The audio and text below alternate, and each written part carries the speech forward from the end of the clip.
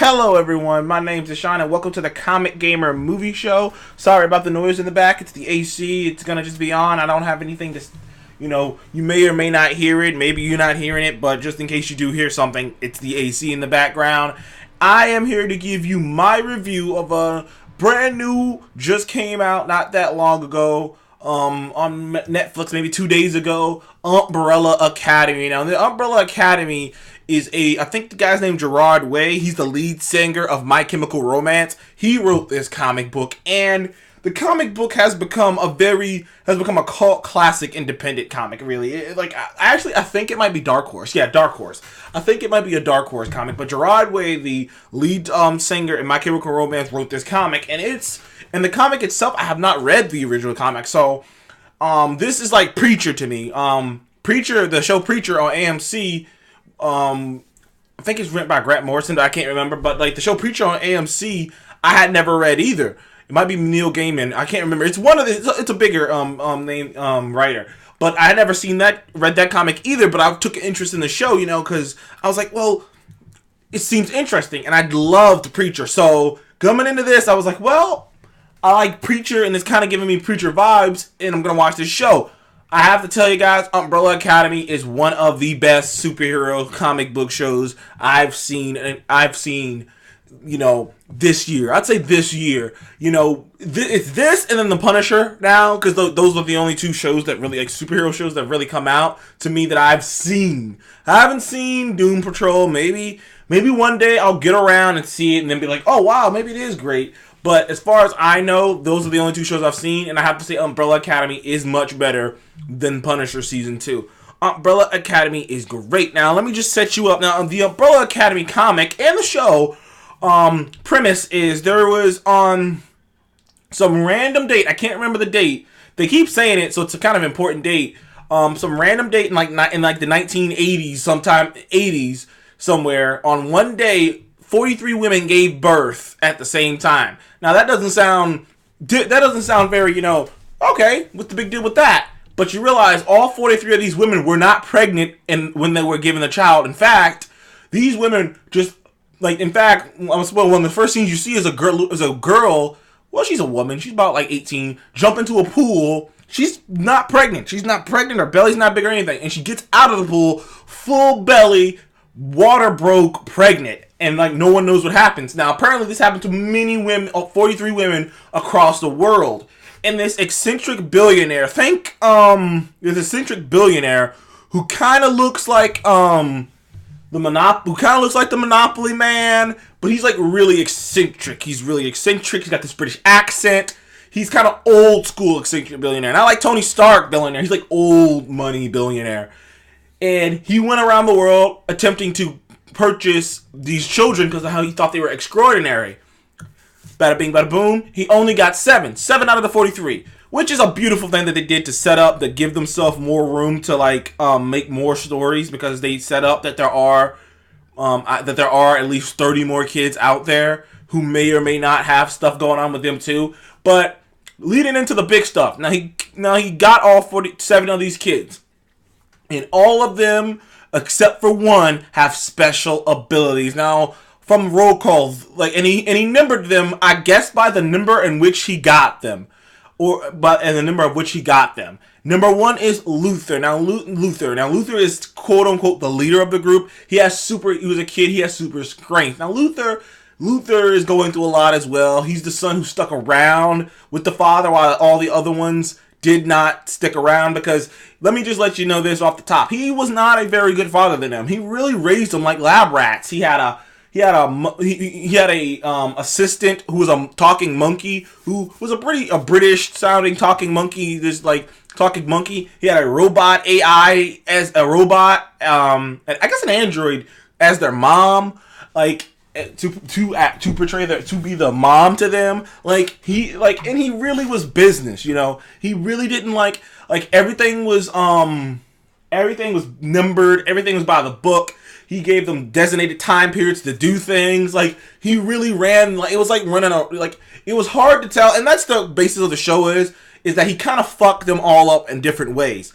But Luther particularly, and they all eventually left, but Luther stuck around, number one. And you see how the effects of why he stuck around, you discover why he stuck around, you discover how he feels about his other brothers, you discover how the leadership position and the pressures that come with it. But he has super strength. Number two is YuGiOh. YuGiOh has the ability to apparently throw projectile objects and make them go whatever direction he wants. Any projectile. But he loves throwing knives because it's, it's the easiest one. But he can make them go wherever he wants them to go.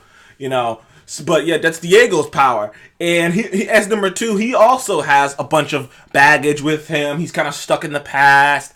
He's kind of, there's a lot of things going on with YuGiOh as well. He has this officer cop who he has a close relationship with. It's obvious that he still wants to be a crime fighter.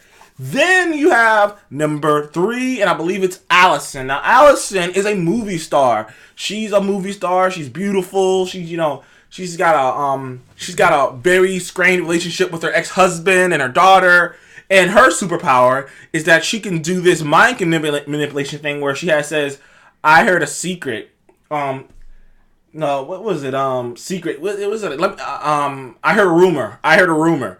And if she says, "I heard a rumor," and she says whatever she wants, the first thing you see her do is say, I heard a rumor that, the first sequence you see them use all their powers in is a bank robbery while they were kids, because there's a lot of flashbacks to them as kids growing up, and they do it strategically and beautifully throughout the show. But one of the things they do is literally, she, the first thing you see her use her power is she come on to the guy and says, "I heard a rumor that you shot your friends. That you shot your friend," and he shot his friend. That's how her powers work. It's almost some Kilgrave shit, only she has to direct it at you. She has to say, "I heard a rumor," which I'm guessing, because the way the show sets it up is every one of these characters is more powerful than they know that they really are. So I'm guessing that her saying "I heard a rumor" is just how she can focus it, but she probably doesn't even have to say that to use her power. That's what I'm guessing, but we shall see later on. Number four, I believe number four was Klaus. Klaus is a junkie. He's a junkie. He's eccentric. He's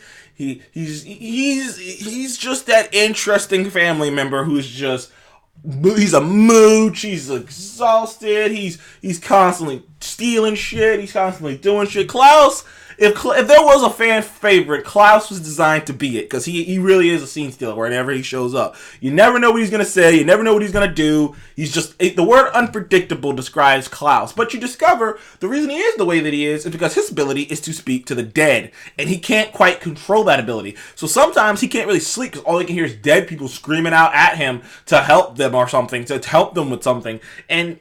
And he doesn't know what to do. These dead people are just screaming at him. He doesn't know what to do. He doesn't know how to act. He doesn't know what to do. And so you gotta feel bad for Klaus, because you're just oh shit. If I had to hear dead people screaming at me all the time, if that's all I know, yeah, maybe I would dope myself up too. Maybe I would become a junkie, so I won't have to hear those goddamn voices in my head. And he's kind of got a death wish. Klaus is all over the place, but he's highly entertaining. I'll say he's the most entertaining member of the seven. Get to number five. Now, number five is interesting. Number five you don't get introduced to till the end of the first episode, which is the only thing I will talk about. And number five is, first of all, number five's power is he can teleport. But how he teleports is he teleports between space. Now, he ends up using his teleportation powers for something else, but that's a bit of a spoiler, so I won't give you that information. But needless to say, one thing leads to another, and he's stuck in the body but number five disappeared. They say he disappeared for 16 years, and he just randomly shows up near the end as a 13-year-old kid again. And apparently, wherever he was, he spent 40 years there, and he has the mind of a 58-year-old man in the body of a 13-year-old. So the comedy with that is just hysterical. But number five is arrogant. He's that brother. He's got a superiority complex, because for all the problems that they have, none of them really think that they're better than them. They just think that their problems are more important. But number five clearly thinks that he's better than them because what his power can do, Because the things he can do, I'm going to just spoil a little bit. He can travel through time. He can't control it, but he can. And he's like, and the things that he's done and things that he can do, he just sees it as better than them. He's like, oh, you guys got cool powers, but I mean, I can fucking teleport and travel through time. So he's got this superiority complex, and the kid just kills it, man. This kid's a star. I'm telling you right now. The kid who plays this number 5, he is hysterical. He is great. I love that guy. Number 6, Ben dies. That they established right up top that Ben is dead. He's this Asian kid. He's dead. He died a horrible death, apparently. But he's still around. Because he haunts or just follows number 4 around Klaus everywhere he goes. And he's there commenting. He's got some funny jabs. He's got some inspirational things. So it's almost like even though he's dead, and he is dead, he's still part of the team. That's why he's in the picture. If you go look at the picture, you see number 6 there. He's dead, but he's still a part of the team. And he just wants to look out for his family. Like he wants to look out for his family from beyond the grave. And he's doing that by a Klaus. So that's pretty cool with number 6. Now number 7, played by Ellen Page.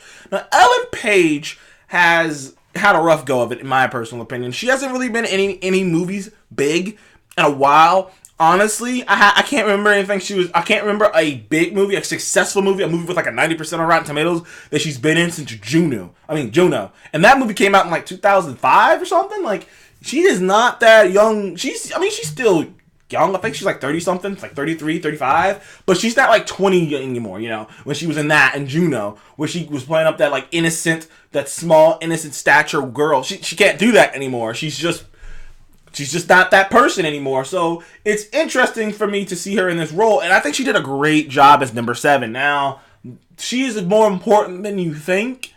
I'm not going to spoil why she's more important than you think, but she doesn't have any powers, and it's very well played up. The whole outcast thing, the whole no one treats her properly. I mean, her father straight up tells her there's nothing special about you, and you are just like, you know, it's fucked up how they treat her, and like it is a difficult thing. And you can see how she can get to this mind space of emptiness. It's like she just walks in the room and people don't really remember what her name is.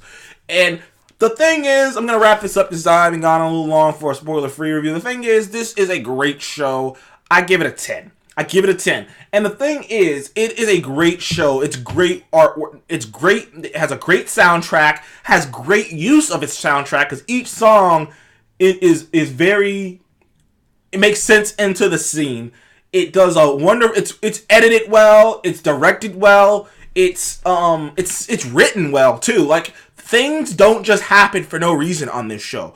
And if you think you know what you think you know, you don't know. Like, honestly, I can tell you this. Me and Seth were watching this, and from the beginning to episode 9 to episode 7, we had no clue what was going on until like and then it's one of those shows where there are things that happen that you don't notice, and then it all clicks together in an episode later, in an episode leading up to the finale, and it all makes sense. That's the kind of show we're dealing with here, and it's beautiful to watch. Honestly, it's beautiful. It's unique. It's original. It's different. The family chemistry works fantastically. Each member of the family have their own characteristics. I can remember all their names. That is the test for me. If I like something, if I like a show, anime, regardless, if I can remember all the characters' names, I really dig your show. And I can remember every character's name in this. Love this show. Can't get enough of it. I give it a 10 out of 10. I hope it gets a season 2. Umbrella Academy. I mean, it kind of sucks because, like, these shows, are there going to be more shows like it that are replacing Marvel and Netflix? But you know what? You know, I don't mind. If it's going to be if they're going to be this good, then fine.